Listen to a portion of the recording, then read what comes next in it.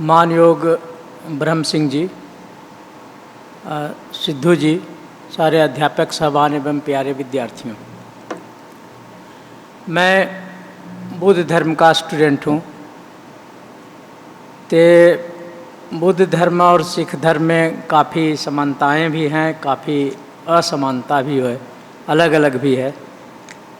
सिख धर्म का मुझे ज़्यादा ज्ञान नहीं है, इसलिए हो सकता है कि जब हम कोशिश करते हैं कुछ उसमें एक्सप्रेस करने की तो गलतियां हो जाए, ये माफ़ कर दीजिएगा। मेरे टॉपिक का विषय है, मेरा टॉपिक है बौद्ध सिद्धांतों में गुरु गोविंद सिंह का जीवन दर्शन। गुरु गोविंद सिंह जी के जो पूरा जीवन दर्शन है उसको हमने बुद्ध धर्म के सिद्धांतों में कुछ परखने की कोशिश की है। कहाँ तक सफल हैं आप बताएंगे। जैसा कि कल भी मैं कह रहा था कि भारत के इतिहास में दो समय ऐसा आया है, जहाँ तक मुझे लगता है दो समय ऐसा आया है जब एक नए मानव की सृजना की बात रखी गई है।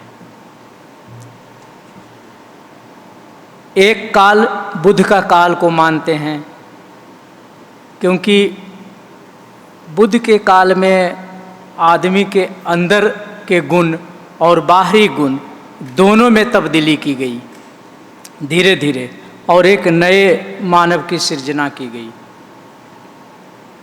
सब लोग कसाय वस्त्र उसको बोलते हैं, बुद्धिस्ट का जो सैक्रेड वस्त्र है उसको कसाय वस्त्र कहते हैं, वो पहन लिए।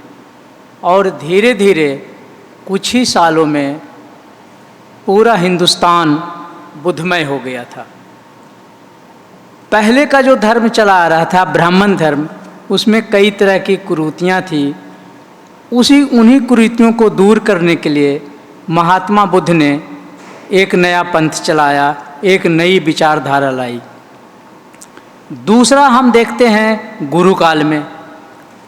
गुरु काल में भी धीरे धीरे फिर से हम उन्हीं बुराइयों के शिकार हो गए थे, जिन बुराइयों के चलते बुद्ध ने नया धर्म चलाया था या नई सोच पैदा की थी। उन्हीं बुराइयों के शिकार फिर हम हिंदू भी और मुस्लिम भी हो गए थे। गुरु साहबान ने फिर से एक नए विचार लाए और फिर से एक नए मानव की सृजना की, और ये अंतिम रूप में गुरु गोविंद सिंह जी के खालसा पंथ के निर्माण से ही हम देखते हैं, वहाँ से देखने को मिलता है।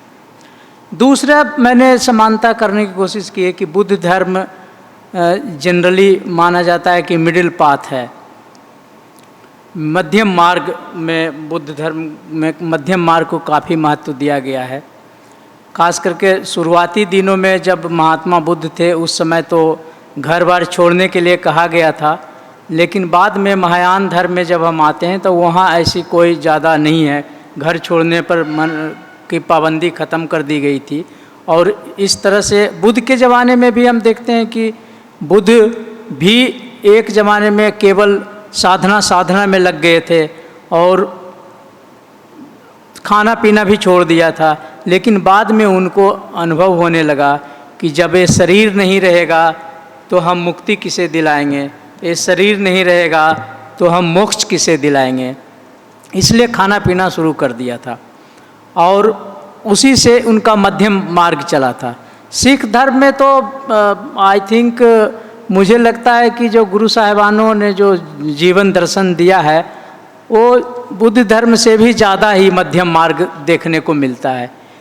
बुद्ध धर्म में जो साधु लोग होते थे वो शादी विवाह नहीं करते थे, घर नहीं बसाते थे। सिख धर्म में तो वो भी बसाने लग गए, वो भी उनका था। तो ज़्यादा हमें लगता है कि सिख धर्म में ज़्यादा मध्यम मार्ग देखने को मिलता है। तीसरा जो बुद्ध धर्म ने काम किया, बुद्ध को लगने लगा था कि समाज के 3/3 हिस्सा जो है वो पीड़ित है किसी न किसी ढंग से। आधी आबादी औरतों की थी, लेडीज़ की। उसको कहीं न तो यज्ञ में भाग लेने दिया जाता था, न ही वेद पढ़ने दिया जाता, सारा कुछ वो एकदम एलिमिनेटेड थी, 50% लगभग ऑलमोस्ट। उसके बाद 25% लगभग जो नीची जाति के लोग जिसे शूद्र कहते थे उस जमाने में, वो थे, वो एकदम अलग थे, उनको भी वही हाल था।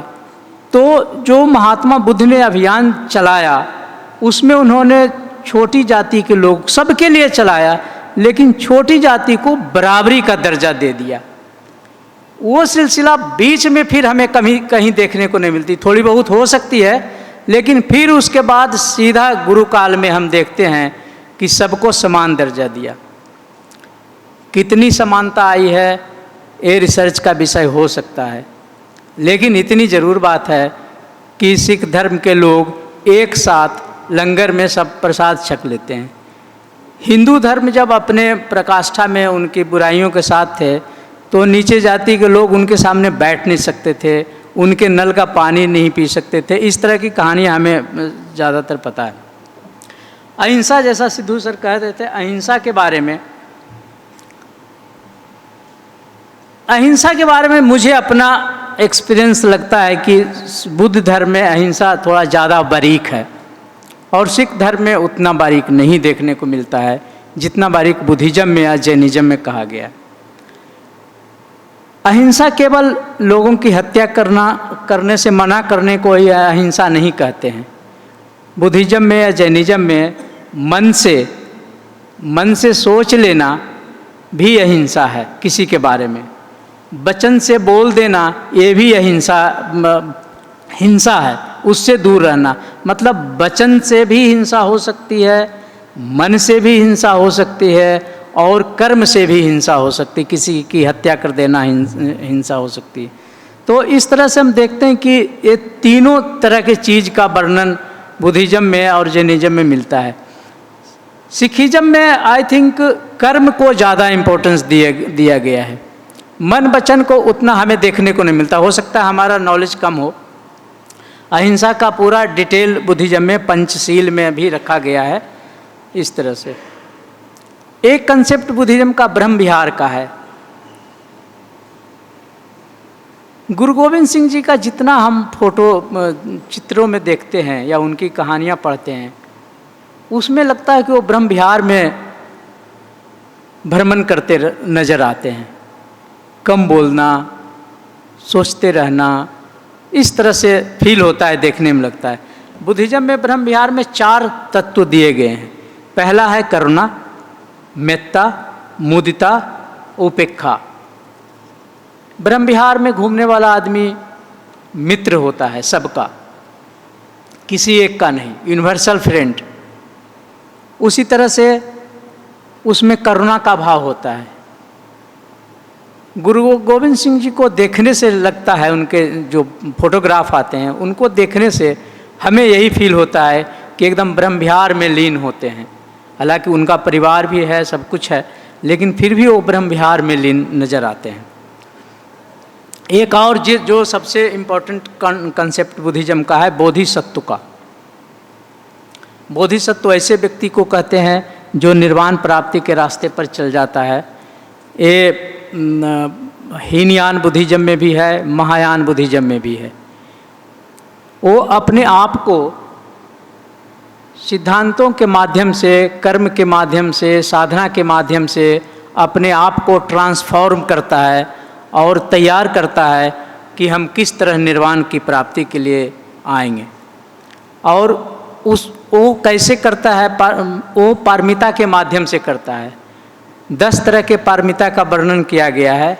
दान पारमिता, क्षमा पारमिता, शांति पारमिता, इस तरह से सब मिला के 10 पारमिता का वर्णन है। एक पारमिता को हम देखते हैं, जैसे दान पारमिता है। सबसे पहले जब तैयारी वो साधक के रूप में तैयारी करता है बोधिसत्व, तो सबसे पहले वो अपने धन दौलत को दान में दे देता है। धीरे धीरे करके दान दे देता है। जब धन दौलत से भी बात, उसका कहने का मतलब ये होता है कि आपको दुनिया से अटैचमेंट को तोड़ना है, किसी रूप में दुनिया से अटैचमेंट को तोड़ना है। तोड़ने के लिए दान दे दिया। सब कुछ जो कमाया जो पाया जो दान दे दिया, यही मान के कि सब कुछ तो भगवान का ही रहा होगा, उसी को दे दिया, जनता में बांट दिया, किसी को दे दिया तो दान में दे दिया। जब उससे भी नहीं मन भरता है या उससे भी बात नहीं बनती है तो वो अंगदान कर देते हैं। अंगदान का मतलब है कि ऐसा नहीं काट के हाथ दे देते हैं, मतलब अंगदान का मतलब है कि यदि किसी को ज़रूरत है उसके आँखों की, उसके हार्ट की या उसके लंग्स की, तो मरने के बाद वो दान दे देते हैं। मतलब पहले लिख के दे देते हैं, इस तरह से दान कर देते हैं।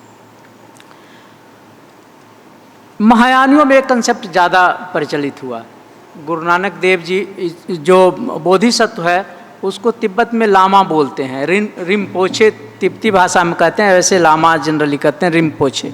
जब गुरु नानक देव जी हिमालय पर्वत पर का सैर पर गए थे उदासी पर, तो वहाँ पर उनको भी बोधियों ने लामा लामा कहना शुरू कर दिया था। रिम्पोछे रिम्पोछे मतलब उनको बोधिसत्व के रूप में दे दो। बुद्धिज्म में एक चीज़ क्लियर है कि बुद्ध मानते हैं एक ही है। अब हो सकता है एक और बुद्ध आने वाले हैं, एक अवतार उसका बुद्ध का आने वाले हैं, मैत्रेय बुद्ध का अवतार, लेकिन हम श्योर नहीं है कि, हम श्योर नहीं, कोई नहीं श्योर है कि कहाँ से आएंगे, लेकिन अवतार की बात है। और सब परम तत्व जो बुद्धिज्म का मानते हैं कि बुद्धि है ना, और जो दूसरे लोग हैं उसको बोधिसत्व की देते हैं, उपाधि देते हैं।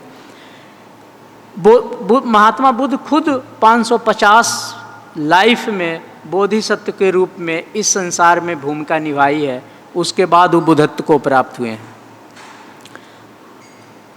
अब गुरु गोविंद सिंह जी की बात करें, खास करके चूँकि टॉपिक वही है। गुरु गोविंद सिंह ने दान कर दिया अपने चारों शहजादे को, चारों बेटों को, ने घर परिवार को, सब कुछ। दूसरे रूप में दान हो सकता है। बुद्धिज्म के इतिहास में हमने दान देते तो देखा बहुत को, लेकिन गुरु गोविंद सिंह जी का दान कहीं इतिहास में दूसरा देखने को नहीं मिलता है, जिसने अपना सब कुछ न्यौछावर कर दिया। तो इस तरह से हम देखते हैं कि बहुत सिद्धांतों में गुरु गोविंद सिंह का जीवन दर्शन जो है काफ़ी उसके करीब नज़र आता है। हालांकि दोनों धर्म में 2000 साल का अंतर है, फिर भी काफ़ी करीब नज़र आता है। Thank you ji.